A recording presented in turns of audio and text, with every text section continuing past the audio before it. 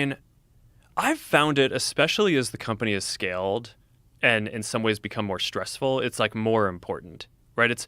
My sort of day is like, it's like, all right, you wake up in the morning, look at my phone, you get like a million messages, right, of stuff that come in.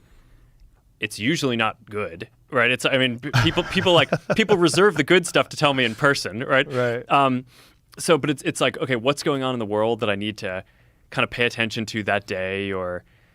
So it's almost like every day you wake up and you're like punched in the stomach, and then it's like, okay, well, fuck, now I need to like go reset myself and be able to kind of be productive and not be stressed about this. So how do I do that? So I read, I take in all the information, and then I go do something physical for an hour or two and just kind of reset myself. And over time, what I've found is that it's not actually just, I used to run a lot, but the problem with running is you can think a lot while you're running.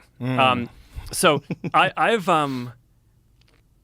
especially over the last couple of years, I've gotten really into things that require full focus. So, at the beginning of COVID, I mentioned that I spent a bunch of time in Kauai. Our family has a ranch down there, and like I spent a lot of time foiling and surfing. And it's like if you're foiling or surfing and you're on like a wave, you have to pay attention the whole time, right? Or else you're going to fall and maybe get held under. And it's like that's not a great experience. I don't know if you surf, but No, I don't. But I tried foiling. And I'm an oaf. I couldn't get on the thing. Well, my young daughter is really good at it. My 12-year-old.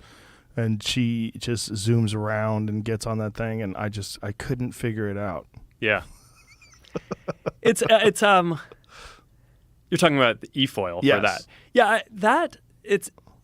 I bet if you tried it for like a few days, you'd get it down pretty well. Yeah.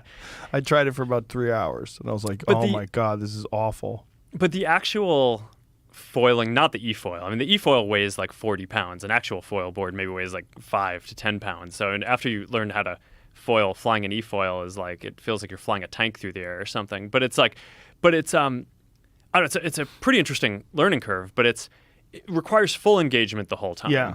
And then, I mean, that's sort of, it's cleansing.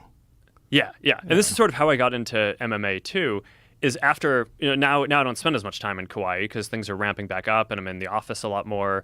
So it's like, all right, there's not as much foiling in Palo Alto. So it's like, all right, what's a thing that is both like just super engaging physically, but also intellectually, and where you can't afford to focus on something else?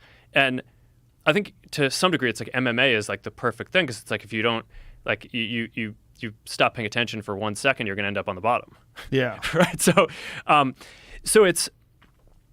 I've just found that is just really important for me in terms of like what I do and being able to just kind of maintain my energy level, maintain my focus, because then like after, an hour or two of working out or, rolling or wrestling with friends or, training with different folks, it's like, now I'm ready to go solve whatever problem at work for the day.